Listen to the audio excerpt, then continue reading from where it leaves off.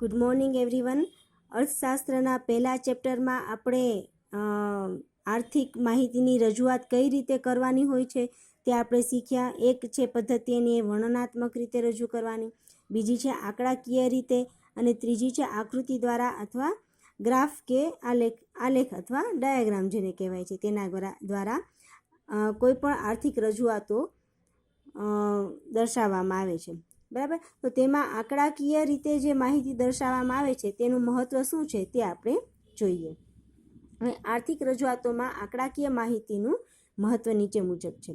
પહેલું, સિદ્ધાંતોની આધારભૂતતામાં વધારો થાય છે. અર્થશાસ્ત્રમાં બે આર્થિક ચલ વચ્ચેના કાર્યકારણના સંબંધને તપાસીને સિદ્ધાંતો રજૂ કરવામાં આવે છે. આ સિદ્ધાંતોને વ્યવહારમાં ચકાસવા માટે આધારભૂત રજૂઆત માટે આંકડાકીય માહિતી જરૂરી છે, મહત્ત્વની છે. એટલે કે અર્થશાસ્ત્રમાં કોઈ પણ બે ચલ વચ્ચેનો સંબંધ જે છે એ શું છે તેને સિદ્ધાંતો દ્વારા રજૂ કરવામાં આવે છે. જેમ કે આપણે જોયું કે કોઈ પણ વસ્તુની કિંમત વધતા તેની માંગમાં ઘટાડો થાય છે, અને કોઈ પણ વસ્તુની કિંમત ઘટતા તેની માંગમાં વધારો થાય છે. તો આ સિદ્ધાંત છે. પરંતુ એ સિદ્ધાંતને વ્યવહારમાં ચકાસવા માટે અને તેની જે રજૂઆત છે એ ચોક્કસ રીતે કરવા માટે આંકડાકીય માહિતી જરૂર છે, કે જે આપણે અહીંયા દર્શાવવામાં આવેલી છે. બરાબર. કે કોઈ પણ વસ્તુની કિંમત આટલી હોય અને તેની માંગમાં વધારો થાય છે કે ઘટાડો તે દર્શાવવા માટે તેને ગ્રાફ દ્વારા એટલે કે આંકડાકીય માહિતી દર્શાવવામાં આવે છે. બરાબર. જેથી તે સિદ્ધાંત જે છે એ પરિભૂત થાય છે અને તેની આધારભૂતતામાં વધારો થાય છે. એટલે કે સિદ્ધાંત છે જે માંગના નિયમનો એ પરિપૂર્ણ થાય છે. ઓકે. તો દાખલા તરીકે વરસાદ અને ખેત ઉત્પાદનના વચ્ચેનો સંબંધ, કિંમત અને માંગ વચ્ચેનો સંબંધ, નફા અને ઉત્પાદન વચ્ચેનો સંબંધ આંકડાકીય આધાર સાથે રજૂ થાય તો વધારે વિશ્વસનીય બને છે, અને સિદ્ધાંત વ્યવહારમાં પણ સાચો જ છે કે કેમ તે તપાસી શકાય છે. એટલે કે દાખલા તરીકે કોઈ પણ પ્રદેશમાં વરસાદ કેટલો થયો અને વરસાદને લીધે તે ખેત ઉત્પાદન કેટલું થયું તો તે દર્શાવવા માટે આંકડાકીય માહિતી જરૂરી છે. જેમ કે કિંમત અને માંગ, આપણે જેમ હમણાં દાખલો આપ્યો એ પ્રમાણે કિંમત અને માંગ વચ્ચે શું સંબંધ છે એ દર્શાવવા માટે પણ આંકડાકીય માહિતીની જરૂર પડે છે. એવી જ રીતે કોઈ પણ પ્રદેશમાં નફો અને ઉત્પાદન કેટલું થયું, કેટલો નફો થયો અને કેટલું ઉત્પાદન થયું તે વચ્ચેનો સંબંધ પણ આંકડાકીય આધાર સાથે રજૂ થાય તો આપણને વધારે એકદમ વિશ્વસનીય બને છે. એટલે કે તે આંકડાકીય રજૂઆતમાં આપણને વિશ્વાસ બેસે છે કે એ એક્યુરેટ જ છે, ચોક્કસ જ છે, એ સાચી માહિતી જ છે. બરાબર. હવે બીજું એવી રીતે છે દશા અને દિશાના વલણો જાણવા માટે. દશા એટલે કે કોઈ પણ વસ્તુની પરિસ્થિતિ શું છે એ જાણવા માટે, અને તે સોલ્યુશન એનું કઈ રીતે થાય કે પરિસ્થિતિ સારી છે કે ખરાબ, તો તેને સુધારવાના કયા કયા સ્ટેપ્સ લેવા જોઈએ તે જાણવા માટે પણ આંકડાકીય માહિતીનું મહત્ત્વ છે. એટલે કે સમગ્ર અર્થતંત્ર કે તેના કોઈ પણ ક્ષેત્રના વલણો કયા પ્રકારના છે, કઈ દિશામાં છે તે આંકડાઓ દ્વારા જાણી શકાય છે. દાખલા તરીકે રાષ્ટ્રીય આવકમાં ખેતીના હિસ્સાનું પ્રમાણ ઘટતું જાય છે, ભારતની આયાતોમાં વધારો થઈ રહ્યો છે, અર્થતંત્રમાં નાણાં પુરવઠો વધી રહ્યો છે, તે વલણો આંકડાઓ દ્વારા જ જાણી શકાય છે. એટલે કે દાખલા તરીકે આપણે રાષ્ટ્રીય આવક જેટલી છે એ રાષ્ટ્રીય આવકમાં આપણા દેશની ખેતીનો કેટલો હિસ્સો છે, ખેતીનું પ્રમાણ શું છે, ખેતીમાંથી જેટલી આવક થાય છે તેનું પ્રમાણ આપણા રાષ્ટ્રીય આવકમાં કેટલું છે તે બતાવે છે. બરાબર. કે તે દિવસે દિવસે ઘટતું જાય છે, તો તે કેટલું ઘટતું જાય છે તે પણ આપણે આંકડાકીય માહિતી દ્વારા ખબર પડી શકે છે.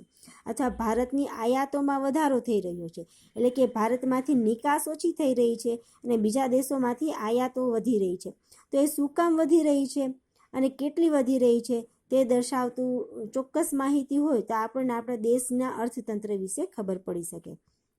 તેવી જ રીતે અર્થતંત્રમાં નાણાં પુરવઠો વધી રહ્યો છે, જો આ બાબતની પણ આપણે માહિતી જોતી હોય તો આંકડાકીય માહિતી હોય તો આપણે વધારે સરળતાથી તે સમજી શકીએ.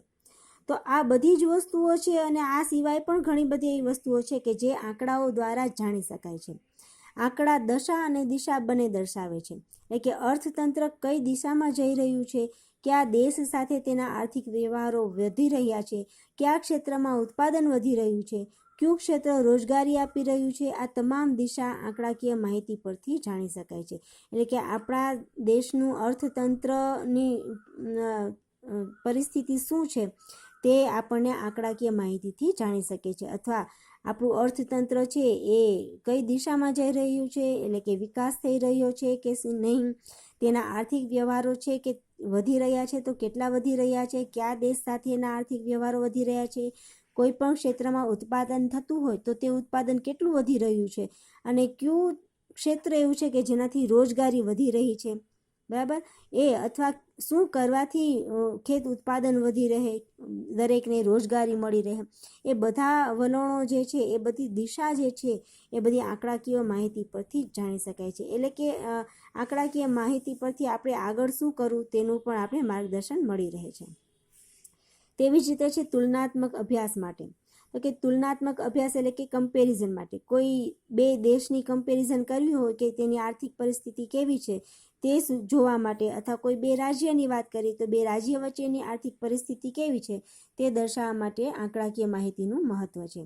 આંકડાકીય માહિતીનો ઉપયોગ તુલનાત્મક અભ્યાસ માટે ખૂબ ઉપયોગી સાબિત થાય છે. સ્થળ અને સમયની રીતે તુલના આંકડાઓ દ્વારા જ થાય છે, બરાબર. આંકડાઓ દ્વારા જ કોઈ પણ સ્થળ અને સમયની સાચી તુલના જે છે એ ખબર પડી શકે છે. આપણે ભારતમાં જ 1951ની તુલનામાં 2015માં આપણે ત્યાં આર્થિક ક્ષેત્રે કેટલા પ્રમાણમાં ફેરફાર થયા, તથા દુનિયામાં અમેરિકા, ચીન અને બ્રિટનની તુલનામાં આપણે ક્યાં છીએ તે જાણવા આંકડાકીય રજૂઆત અગત્યની બને છે.